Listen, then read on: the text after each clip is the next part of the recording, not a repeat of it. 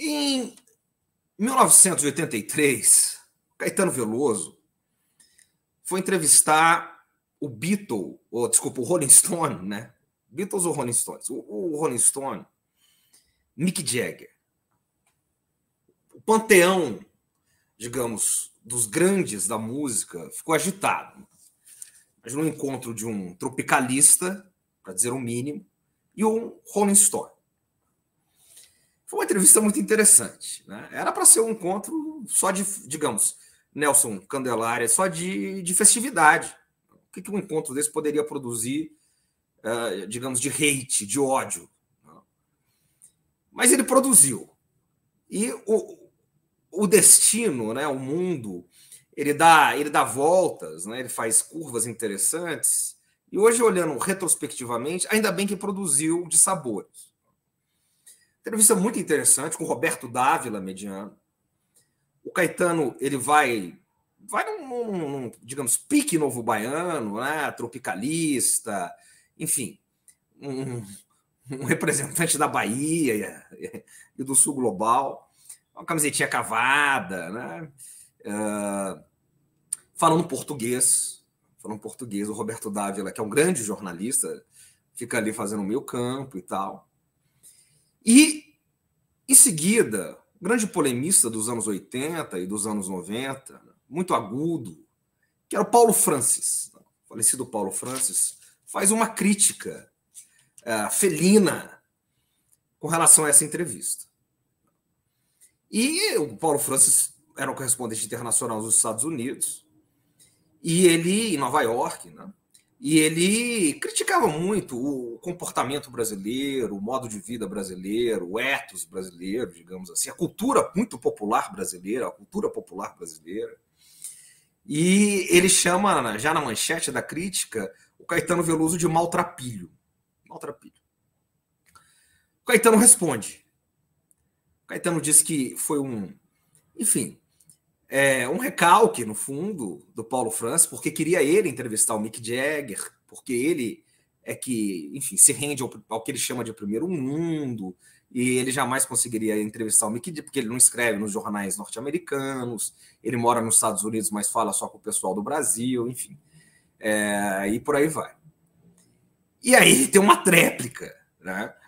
O Paulo Francis escreve mais uma coluna, enfim, demolidora, na Folha de São Paulo, e aí vai. Em 1989, eu chego aqui, o Caetano, em forma de crítica, ele está em Roma, na Itália, né? Obviamente, escreve uma das maiores canções da história da música popular brasileira e, portanto, uma das maiores canções do mundo. Óbvio. Óbvio. É óbvio. Se é uma das maiores canções da música da história popular brasileira, é uma das maiores canções do mundo, que é Reconvexo.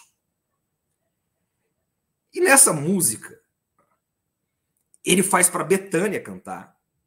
Para quem acredita que o raio não cai duas vezes no mesmo lugar, né? O ventre de Dona Canoa, do mesmo ventre, saiu Caetano e Bethânia. Apenas. Bethânia, que nos acompanha aqui, né? E ele vai para a brasilidade para responder o Francis.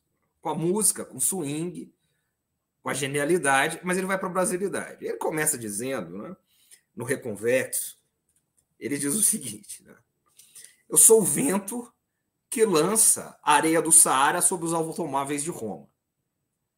Essa parte o Francis nem sabe já o que atingiu ele. Essa é a primeira estrofe.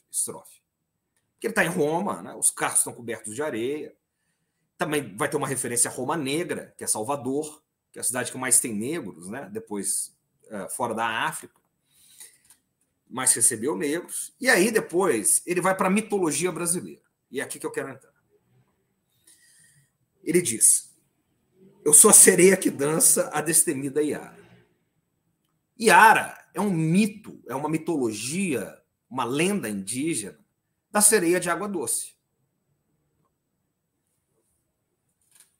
Ela na água doce, ela faz o que ela quer. Ela envolve, digamos, seus interlocutores, e ali era a rainha. Vendo o presidente Lula nas Nações Unidas, né? O que nós temos? Nós temos o auge da brasilidade. O Lula é a destemida Yara. O Lula é a destemida Yara.